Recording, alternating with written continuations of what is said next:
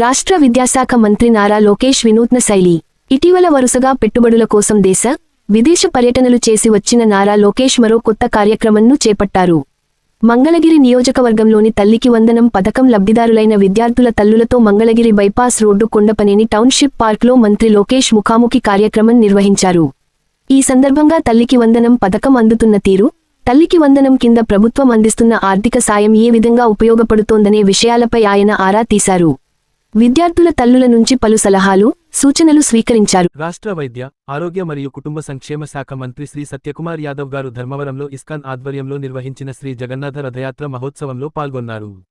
శ్రీ జగన్నాథ స్వామి, శ్రీ బలరాముడు, శ్రీ సుభద్రాదేవి ఉత్సవ విగ్రహాలకు ప్రత్యేక పూజలు నిర్వహించారు. అనంతరం భక్తులతో కలిసి రథాన్ని లాగుతూ శ్రీ జగన్నాథ స్వామివారి ఆశీస్సులు ధర్మవరం నియోజకవర్గ ప్రజలతో పాటు రాష్ట్ర, దేశ ప్రజలందరిపై ఎల్లప్పుడూ ఉండాలని ప్రార్థించారు. అత్యంత వైభవంగా నిర్వహించిన ఈ కార్యక్రమంలో పట్టణ ప్రజలు, భక్తులు పెద్ద ఎత్తున పాల్గొన్నారు. టీడీపీ పార్టీ ఆదేశాల మేరకు ప్రియతమ హిందూపురం శాసనసభ్యులు పద్మభూషణ్ శ్రీ నందమూరి బాలకృష్ణ గారి మార్గదర్శకత్వంలో రాచపల్లి సమీపంలోని హంద్రి, నీవా కాలువ అభివృద్ధి పనులను క్షేత్రస్థాయిలో జిల్లా పార్టీ అధ్యక్షుడు ఎస్ రాజు, ధర్మవరం టీడీపీ ఇన్ఛార్జ్ యువ నాయకులు పరిటాల శ్రీరామ్ పరిశీలించారు. ఈ పరిశీలన కార్యక్రమంలో మడకశిర శాసనసభ్యులు, జిల్లా తెలుగుదేశం పార్టీ అధ్యక్షులు శ్రీ ఎస్ రాజు గారు, హిందూపురం ఎమ్మెల్యే శ్రీ నందమూరి బాలకృష్ణ గారి వ్యక్తిగత సహాయకులు శ్రీ బాలాజీ గారు, యువనాయకులు శ్రీ పరిటాల శ్రీరామ్ గారు పాల్గొని పనుల పురోగతిని సమీక్షించి అధికారులకు పలు కీలక సూచనలు చేశారు.